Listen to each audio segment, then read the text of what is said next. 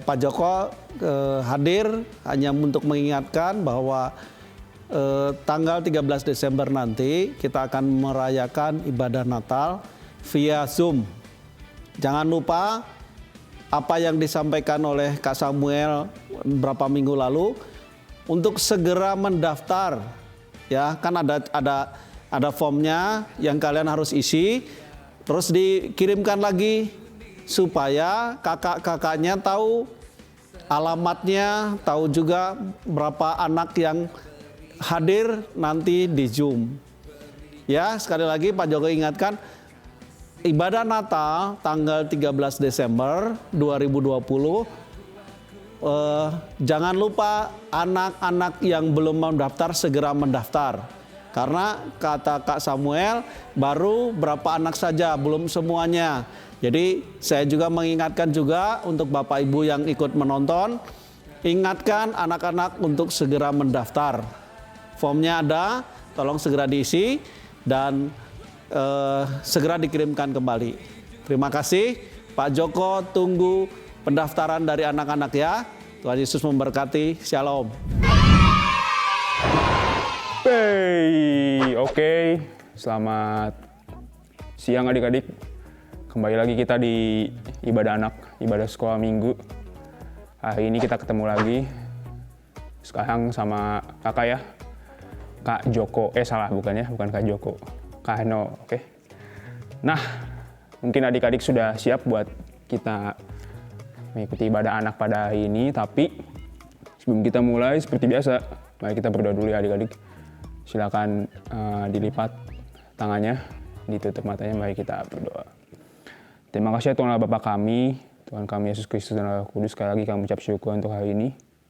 Terima kasih karena Engkau sudah mengumpulkan setiap anak-anak-Mu di manapun mereka berada, di tiap rumah, di tiap tempat yang sedang menyaksikan ibadah anak ini via streaming YouTube. Kami percaya Tuhan bahwa Engkau Allah hadir di tengah-tengah mereka, dan kami percaya bahwa ibadah kami pada hari ini pun juga ada dalam penyertaan-Mu. Kami siap untuk mengikuti ibadah pada hari ini, kami siap untuk memuji memuliakan Engkau, dan kami siap untuk mendengarkan sebagian dari kebenaran firman-Mu. Kau yang memberkati ibadah kami pada hari ini. Terima kasih ya Tuhan, di dalam nama Tuhan Yesus kami berdoa mengucap syukur kehadirat-Mu. Haleluya. Amin. Oke, kita sudah berdoa, maka sekarang mari kita mulai ibadah anak pada hari ini.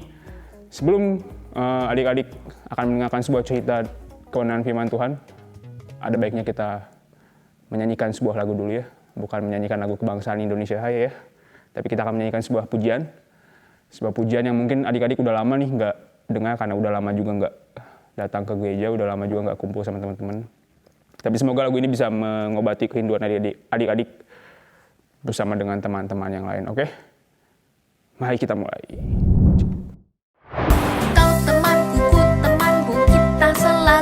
Bersama seperti mentega dengan roti. Kau temanku, ku temanmu, kita selalu bersama seperti celana dengan baju. Ku akan selalu mendukungmu, mendorongmu terus maju. Dan bila kau sedih, ku akan menghiburmu dalam Tuhan. Kau temanku, ku temanmu, kita selalu bersama seperti mentega dengan roti. Yohanes pasal 13 ayat 34. Aku memberikan perintah baru kepada kamu, yaitu supaya kamu saling mengasihi. Sama seperti aku telah mengasihi kamu, demikian pula kamu harus saling mengasihi. Kau temanku, ku temanmu, kita selalu bersama seperti mentega dengan roti. Kau temanku, ku temanmu, kita selalu bersama seperti celana dengan baju.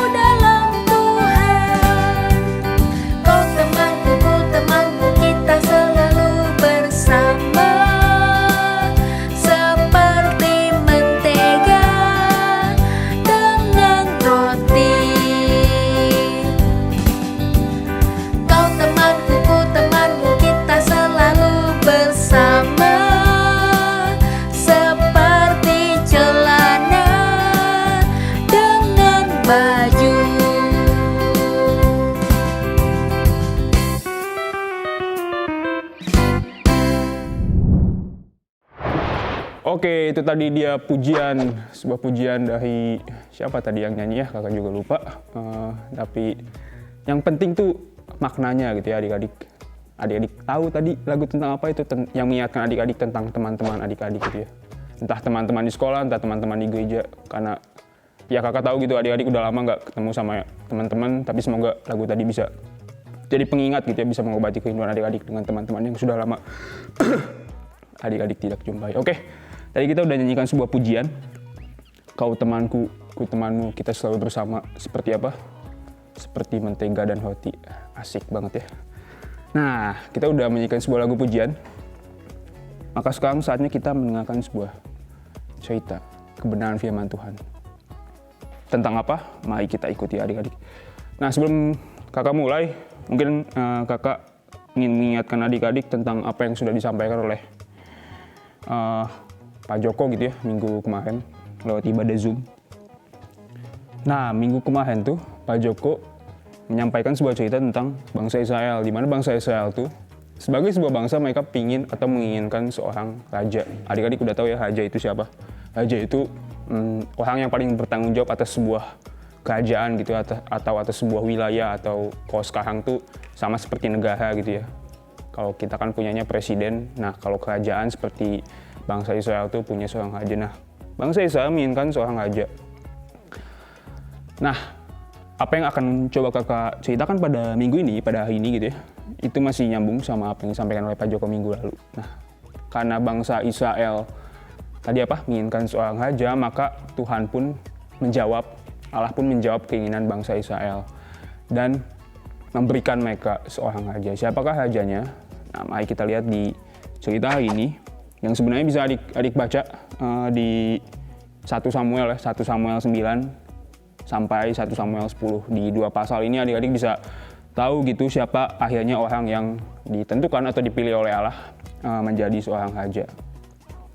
Nah, adik-adik pasti ingat sebelum bangsa Israel mempunyai seorang raja, mereka punya seorang nabi atau punya seorang abdi Allah yang punya tugas sebagai perantara gitu ya, sebagai perwakilan Allah untuk menyampaikan firman Tuhan kepada bangsa Israel. Jadi setiap firman atau setiap hal-hal yang ingin Tuhan sampaikan kepada bangsa Israel akan disampaikan lewat si nabi itu gitu ya, atau si abdi Allah itu. Yang tidak lain tidak bukan adalah Samuel gitu ya. Samuel sebagai seorang nabi yang mewakili Allah untuk menyampaikan firman kepada bangsa Israel. Nah, ketika Allah ingin memberikan atau ingin memutuskan atau ingin menentukan seorang raja buat bangsa Israel, itu juga disampaikan melalui Nabi Samuel atau melalui Samuel ini gitu ya. Nah, maka Allah pun berfirman kepada Samuel gitu untuk menentukan atau untuk menyiapkan seorang raja yang Allah siapkan, yang Allah tentukan untuk menjadi raja atas bangsa Israel. Nah, siapakah raja yang Tuhan pilih gitu ya? Sekaligus untuk menjawab kelanjutan cerita dari minggu lalu yang sudah disampaikan oleh Pak Joko. Ternyata raja yang dipilih oleh Allah untuk menjadi raja atas bangsa Israel itu adalah Saul. Mungkin adik-adik udah pernah dengar ya namanya. Dia adalah raja pertama untuk Israel, raja pertama bangsa Israel. Dan dia adalah raja yang memang ditentukan dan dipilih oleh Allah. Itulah yang disampaikan atau ditentukan oleh Allah dan disampaikan melalui Samuel. Untuk kemudian Samuel mengurapi Saul menjadi raja atas bangsa Israel. Nah, sebelum kita mendengar gitu ya lebih detail atau lebih rinci gitu tentang cerita tentang Saul ini, ada baiknya kita lihat gitu sebenarnya siapa sih Saul ini, kenapa dia bisa dipilih menjadi raja gitu atas bangsa Israel, sebuah bangsa yang besar gitu ya, bahkan disebut sebagai bangsa pilihan Allah gitu, dan kenapa Saul bisa dipilih menjadi raja atas umat pilihan Allah ini. Nah, kalau misalnya adik-adik lihat di 1 Samuel 9 ayatnya yang pertama, kita bisa tahu gitu dari manakah Saul berasal. Jadi kalau misalnya adik-adik baca di pasal 9, di ayatnya yang pertama gitu, ternyata Saul itu adalah anak seorang laki-laki yang bernama Kis. Dan dia berasal dari suku Benyamin.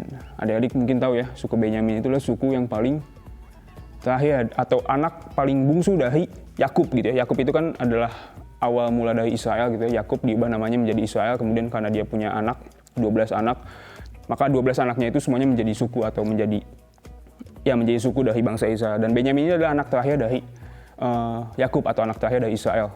Artinya dia anak paling bungsu, dan Saul ini ternyata berasal dari suku Benyamin gitu ya. Ayahnya bernama Kis dan ayahnya ini adalah seorang Benyamin. Artinya dia berasal dari suku yang paling bungsu gitu ya, atau mungkin bisa dibilang zaman dahulu mungkin itu suku yang paling bisa dibilang suku yang tidak paling terkenal gitu ya dibanding suku-suku lain di Israel, karena Benyamin sendiri adalah anak paling bungsu dari Yakub atau anak paling bungsu dari Israel. Nah, Saul ini tadi ya, dia anak seorang ayahnya bernama Kis, berasal dari suku Benyamin. Tapi disebutkan di situ di ayat kedua, dia adalah seorang yang muda dan elok rupanya. Bahkan di situ ditulis tidak ada seorang pun dari antara orang Israel yang lebih elok daripadanya. Dari bahu ke atas, ia lebih tinggi daripada setiap orang sebangsanya. Artinya secara perawakan atau secara fisik gitu ya, dia tuh elok, dan perawakannya atau fisiknya itu mencerminkan seorang yang pantas menjadi seorang raja. Nah, sekarang kakak pin cerita awal mula kenapa kemudian atau awal mula Saul menjadi raja gitu ya atas bangsa Israel. Jadi awalnya tadi siapa ayahnya Saul? Ayahnya bernama Kis gitu ya, berasal dari suku Benyamin. Dia tuh pada suatu waktu, pada suatu ketika gitu ya, dia kehilangan keledai gitu. Dia kehilangan keledai. Kan adik-adik tahu gitu ya, zaman dahulu kan orang punyanya ternak gitu ya, nggak kayak sekarang gitu. Misalnya punya harta bendanya itu rumah, mobil dan sebagainya gitu. Kalau orang dahulu dia punya kekayaan atau punya barang mewahnya itu ternak. Nah, termasuk juga ayahnya Saul gitu, si Kis ini dia punya keledai, dan kemudian suatu waktu si keledainya itu hilang. Karena hilang, maka dia memerintahkan Saul anaknya itu untuk mencari si keledai itu. Mencari si keledai itu bersama dengan bujang-bujangnya. Bujang-bujangnya itu sama seperti pesuruh gitu ya, atau orang-orang bawahan dari si ayahnya itu. Nah, bersama dengan bujang-bujangnya itu Saul kemudian mencoba mencari keledai ayahnya yang hilang itu gitu ya.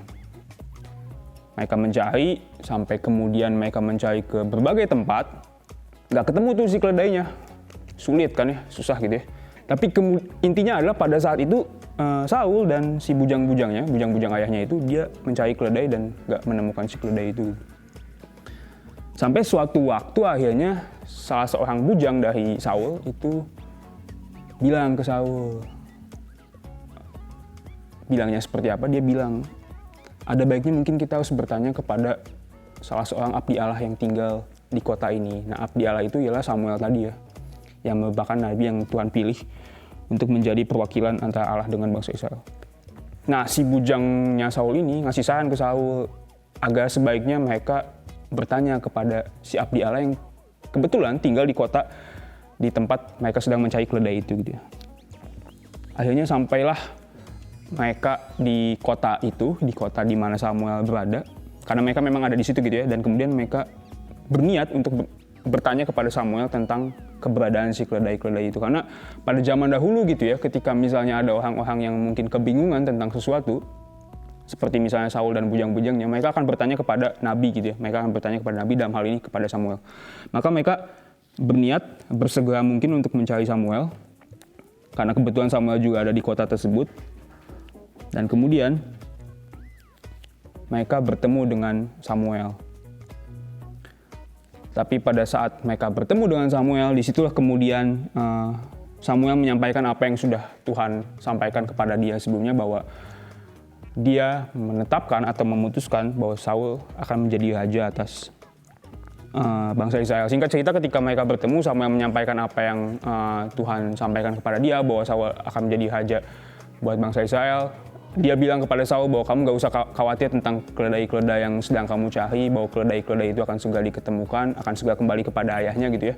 Dan kemudian bahkan Samuel bilang, besok kamu akan diurapi menjadi raja. Maka singkat cerita, setelah pertemuan itu, akhirnya Saul pun diangkat atau diurapi menjadi seorang raja, di mana dia diurapi oleh Samuel sendiri gitu ya, sebagai nabi atau sebagai abdi Allah.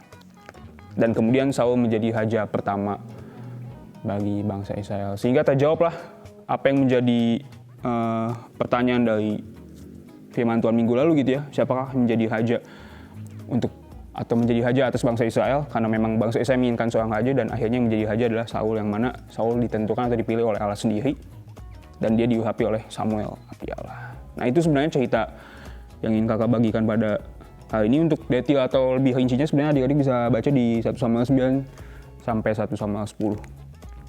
Itu gitu ya, singkatnya gitu ya. Nah, dari cerita ini sebenarnya ada beberapa hal yang bisa kita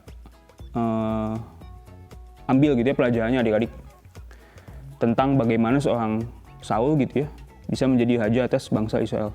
Kalau misalnya adik-adik ingat gitu ya, atau adik-adik ikuti gitu tadi, Saul itu datang dari sebuah suku atau sebuah keluarga yang sebenarnya tidak terlalu terkenal gitu ya, atau tidak terkemuka dibanding suku-suku lain atau keluarga lain di Israel, yaitu suku Benyamin. Karena tadi yang kakak jelaskan gitu ya, Benyamin itu adalah anak paling bungsu dari Yakub atau anak paling bungsu dari Israel, dan mereka bukanlah suku yang terkemuka gitu, terkemuka atau terkenal di Israel gitu. Tapi dari sanalah bisa muncul seorang raja, bahkan raja pertama gitu ya. Bisa adik-adik bayangkan, nggak main-main gitu ya, udah mah raja pertama lagi untuk sebuah bangsa yang sangat besar, bahkan disebut sebagai umat pilihan Allah. Apa yang bisa kita tarik dari cerita ini atau dari kejadian ini, bahwa sebenarnya Allah tidak memandang latar belakang gitu ya adik-adik. Ketika dia menentukan Saul sebagai raja atas bangsa Israel, atas bangsa pilihan dia nggak memandang latar belakang Saul sebagai seorang anak atau sebagai seorang anak atau bagian dari keluarga yang tidak terlalu terkemuka di bangsa itu, yaitu dari suku Benyamin atau dari keluarga Benyamin. Allah nggak memandang itu, tapi ketika Allah sudah menetapkan atau ketika Allah sudah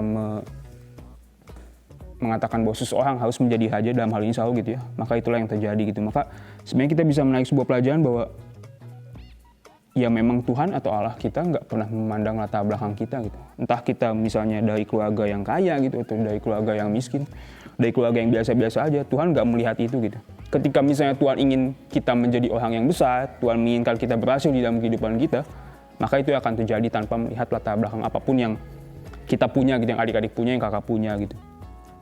Maka dari situ kita bisa belajar adik-adik bahwa sebenarnya di dalam hidup ini gitu ya, kakak tahu adik-adik masih sekolah gitu, adik-adik pasti punya cita-cita atau punya tujuan.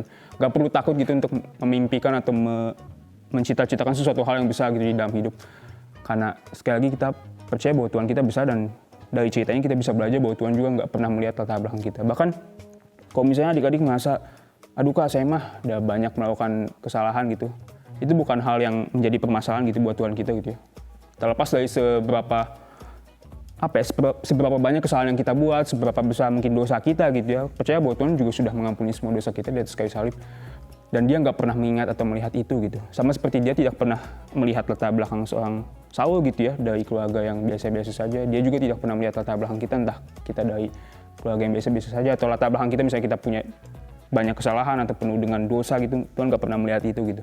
Sehingga pada akhirnya kita bisa bebas untuk memimpikan atau menginginkan apapun di dalam hidup ini gitu. Kalau misalnya adik-adik punya satu tujuan yang besar, sama seperti Saul misalnya adik-adik ingin jadi presiden, ya bermimpilah seperti itu gitu ya, bercita-citalah seperti itu. Atau mungkin adik-adik punya cita-cita yang lain gitu, yang besar gitu, adik-adik ingin menjadi hal-hal yang mungkin adik-adik merasa itu mah nggak sulit untuk dicapai gitu kak, atau itu mah saya nggak mampu kan untuk itu. Jangan pernah takut gitu adik-adik. Kita bisa belajar dari cerita ini bahwa Saul pun yang bukan dari keluarga terkemuka, bukan ya dari orang yang biasa-biasa saja, bisa jadi raja, bahkan raja pertama untuk bangsa Israel. Maka adik-adik pun bisa menjadi sama seperti Saul gitu ya. Maka apa yang kakak bagikan hari ini adalah bercita-citalah, bermimpilah besar.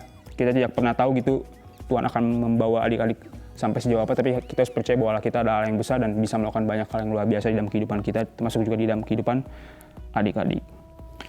Itu hal pertama yang bisa kita pelajari dari cerita Saul. Kemudian sebenarnya ada hal kedua, termasuk juga menjadi hal yang terakhir yang bisa kita pelajari gitu ya. Ada di ayat yang ke-6. 1 Samuel 10 ayat yang ke-6 gitu. Ini hal yang kedua dan menjadi hal yang terakhir yang bisa kita pelajari pada hari ini, atau hal yang bisa kita tarik gitu ya dari kisah Saul ini. Di 1 Samuel 10 ayat 6 di situ ditulis, "Maka Tuhan akan berkuasa atasmu, engkau akan kepenuhan bersama-sama dengan mereka dan berubah menjadi manusia lain." Ini adalah sesuatu yang disampaikan oleh Samuel kepada Saul ketika dia Samuel menyampaikan kepada Saul bahwa Saul akan menjadi raja. Di situ Samuel bilang, "Maka Tuhan akan berkuasa atasmu." Jadi, nah ini ya adik-adik hal yang penting kedua yang bisa kita pelajari ya ini, bahwa Saul tuh nggak main-main gitu ya ketika dia dipilih oleh Tuhan menjadi raja atas bangsa Israel. Selain Tuhan menetapkan Saul selain Tuhan menetapkan Saul menjadi raja atas bangsa Israel, dia juga menyiapkan satu hal yang penting gitu, di mana di situ dibilang roh Tuhan berkuasa atasmu. Atasmu itu atas Saul gitu ya. Jadi ini jadi seperti kelengkapan gitu ya, atau suatu hal yang penting yang untuk dimiliki Saul sebelum dia menjadi raja, di mana dia dipenuhi oleh roh Tuhan. Karena tanpa itu, dia tidak bisa menjadi raja yang sesuai dengan apa yang Tuhan inginkan gitu. Jadi Tuhan pun gak main-main gitu ketika dia menetapkan seseorang menjadi wakil dia atau menjadi, dalam hal ini menjadi raja gitu ya atas bangsa Israel. Dia menyiapkan juga rohnya untuk berkuasa atas Saul. Dan ini yang disampaikan sama kepada Saul. Apa yang bisa kita pelajari dari hal ini? Adik-adik tahu gitu ya, ketika sekarang, status kita sekarang gitu ya, sebagai anak-anak yang percaya sama Tuhan Yesus, kita percaya bahwa Roh Kudus atau Tuhan juga ada dan berkuasa atas kita gitu saat ini. Ketika Roh Tuhan berkuasa atas kita, yaitu balik lagi. Sebenarnya banyak hal yang bisa adik-adik lakukan, banyak hal yang bisa kita lakukan gitu, kakak lakukan, adik-adik lakukan. Sama seperti Saul ketika dia hendak menjadi raja, ketika dia sudah mau diurapi menjadi raja, Tuhan juga menyiapkan Roh Kudusnya untuk menguasai atau menghinggapi dia sehingga dia bisa menjadi raja yang diinginkan oleh Tuhan. Maka sama seperti itu pula kita yang sekarang juga memiliki kelengkapan Roh Kudus di dalam hidup kita gitu, karena kita sudah percaya sama Tuhan Yesus, kita pun bisa melakukan banyak hal-hal luar biasa gitu. Jadi sebenarnya ini kembali lagi ke poin pertama kakak tadi gitu, bahwa adik-adik nggak perlu takut untuk melakukan hal-hal yang luar biasa gitu di usia adik-adik sekarang. Jangan takut untuk bercita-cita besar, jangan takut untuk punya mimpi-mimpi yang besar, karena sekali lagi kita punya Tuhan yang bahkan juga sudah melengkapi kita dengan rohnya, sehingga kita sebenarnya bisa melakukan apapun di dalam kehidupan ini gitu. Kalau misalnya adik-adik sekarang masih punya tanggung jawab gitu sebagai seorang pelajar di sekolah, maka lakukanlah apa yang bisa adik-adik lakukan. Sebagai seorang anak di rumah gitu ya, sebagai seorang teman buat teman-teman adik-adik dimanapun, banyak hal yang bisa kita lakukan adik-adik. Sekali lagi percayalah, karena Tuhan juga sudah mengampuni setiap dosa kesalahan kita, Tuhan bahkan sudah melengkapi kita dengan Roh Kudusnya. Maka sebenarnya banyak hal yang bisa kita lakukan. Tidak ada hal yang mustahil gitu untuk adik-adik lakukan, untuk kakak lakukan. Sehingga pada akhirnya kita juga bisa menjadi berkat dan memberi dampak. Bahkan tidak mungkin orang-orang yang belum kenal Tuhan bisa melihat kehidupan adik-adik, melihat kehidupan kakak, melihat kehidupan kita semua gitu ya. Dan kemudian kita bisa menjadi berkat buat mereka gitu ya. Mungkin itu yang bisa kakak bagikan hari ini gitu ya.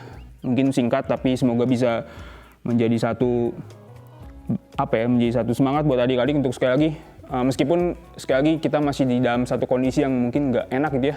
Adik-adik mungkin udah lama nggak sekolah, udah lama nggak ketemu teman-teman, mungkin itu bikin adik-adik merasa sedih gitu ya, atau merasa nggak semangat untuk menjalani hidup. Tapi itu bukan satu penghalang buat adik-adik gitu ya, untuk tetap punya mimpi-mimpi yang besar, untuk tetap punya tujuan-tujuan yang besar di dalam hidup. Kita bisa belajar dari Saul, dia bukan siapa-siapa, dia bukan dari keluarga tak pandang, bukan dari keluarga tak muka, dia bisa jadi raja pertama untuk bangsa pilihan Tuhan, bangsa Israel, bangsa yang besar gitu ya. Maka percaya bahwa adik-adik juga punya Tuhan yang hebat, bahkan Roh Allah hinggap dan berkuasa atas adik-adik. Maka kita pun, adik-adik pun bisa melakukan hal-hal besar di dalam hidup ini. Sekali lagi, kita harus tetap punya semangat gitu ya, meskipun kondisinya sekarang tidak membuat kita semangat gitu ya, ataupun membuat kita jadi sedih gitu, tapi adik-adik harus tetap punya semangat di dalam Tuhan, kita bisa melakukan banyak hal yang luar biasa. Paling adik-adik bisa menghafal lagi hafalan yang sudah diberikan oleh Pak Joko minggu lalu lewat ibadah Zoom. Nanti si videonya bisa disampaikan kepada kakak-kakak sekolah minggu atau kakak-kakak pembina yang lain. Tapi untuk hari ini dari kakak mungkin nggak ada dulu ya, supaya adik-adik bisa menghafal ayat-ayat hafalan sebelum-sebelumnya gitu ya, termasuk ayat hafalan yang disampaikan oleh Pak Joko minggu kemarin. Oke, itu dulu. Nah, sebelum kita selesai, ada baiknya kita berdoa dulu. Adik-adik bisa simpan mungkin alat tulisnya dan perlengkapannya, mari kita berdoa. Terima kasih Tuhan untuk setiap penyataan dan pimpinanmu, termasuk pada ibadah anak pada hari ini, pada siang hari ini. Sekali lagi mengucap syukur Tuhan bahwa Engkau Allah mengingatkan kami tentang banyak hal, tentang semua hal yang terjadi di dalam kehidupan setiap anak-anak-Mu. Termasuk dari cerita Saul, dari apa yang sudah terjadi di masa lalu, dari kehidupan Saul. Kami bisa belajar Tuhan bahwa Engkau Allah yang tidak pernah memandang latar belakang apapun, bahkan kesalahan apapun yang diperbuat oleh manusia. Ketika Engkau sudah menetapkan seseorang untuk menjadi besar, untuk melakukan hal-hal hebat, maka itu akan terjadi tanpa mempedulikan hal-hal jahat atau hal-hal yang tidak, hal-hal negatif yang mungkin melekat pada diri kami. Maka kami percaya Tuhan bahwa pada hari ini pun setiap anak-anak-Mu dimanapun mereka berada, mereka punya mimpi-mimpi yang besar, mereka punya tujuan yang besar, dan mungkin semua kesalahan yang pernah mereka perbuat atau mungkin semua hal-hal yang melekat pada mereka yang tidak mendukung itu semua, itu bukan jadi persoalan buat-Mu untuk menetapkan mereka untuk menjadi berkat buat banyak orang. Maka kami percaya Tuhan Kau Allah yang memberkati setiap anak-anak-Mu. Apapun yang menjadi mimpi mereka pada hari ini, apapun yang menjadi doa-doa mereka pada hari ini, apapun yang menjadi tujuan mereka untuk masa depan mereka, maka Tuhan Kau Allah yang menjawab itu semua sesuai dengan kehendak-Mu. Jadikanlah apa yang ingin Kau jadikan, maka pada waktu-Mu Tuhan, itu akan terjadi di dalam nama Tuhan Yesus. Kami percaya Tuhan bahwa setiap anak-anakmu akan diberkati di saat ini, meskipun di dalam kondisi yang sangat sulit, di tengah-tengah pandemi, tapi mereka tetap bersemangat untuk menjalani setiap kehidupan mereka, di dalam sekolah mereka, di dalam kehidupan mereka bersama dengan orang tua mereka, bersama dengan teman-teman mereka. Engkau Allah yang memberkati senantiasa. Kami sekali lagi mengucap syukur untuk ibadah hari ini, dan kami percaya Tuhan Engkau Allah yang akan membawakan kami kembali minggu depan di dalam ibadah anak, di ibadah sekolah minggu, dengan semangat yang luar biasa, dengan tuntunan yang bersaya pada Engkau. Terima kasih Tuhan, sekali lagi kami mengucap syukur. Kami berdoa hanya dalam nama Tuhan Yesus. Amin. Oke, itu adik-adik yang bisa kakak sampaikan pada hari ini. Sekali lagi harus tetap semangat meskipun di tengah pandemi. Dan harapannya semoga dalam waktu dekat kita udah bisa ketemu lagi gitu ya. Meskipun masih belum jelas gitu ya sampai kapan. Tapi sekali lagi harus tetap semangat dan sampai ketemu lagi di ibadah anak minggu depan. Bye-bye.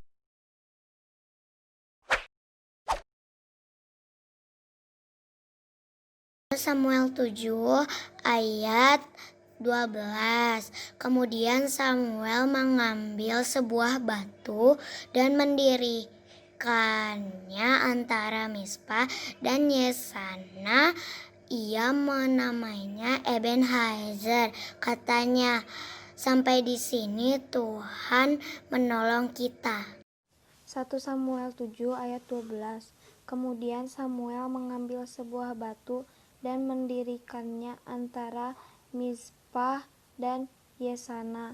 Ia menamainya Ebenhazer. Katanya, sampai di sini Tuhan menolong kita. 1 Samuel 7 ayat 12. Kemudian Samuel mengambil sebuah batu dan mendirikannya antara Mizra dan Yesana. Ia menamainya Ebenhazer. Katanya, sampai di sini Tuhan menolong kita. 1 Samuel 7 ayat 12. Kemudian Samuel mengambil sebuah batu dan mendirikannya di antara Mizpah dan Yesana. Ia menamakannya Ebenhazer. Katanya, sampai sini saja Tuhan menolong kita. 1 Samuel 7 ayat 12. Kemudian Samuel mengambil sebuah batu dan mendirikannya di antara Mizpah dan Yesana. Ia memberi nama Ebenhazer. Katanya, sampai di sini Tuhan menolong kita. Amin. 1 Samuel 7 ayat 12. Kemudian Samuel mengambil sebuah batu dan mendirikannya antara Mizpah dan Yesana. Ia menamainya Ebenhazer. Katanya, sampai di sini Tuhan menolong kita.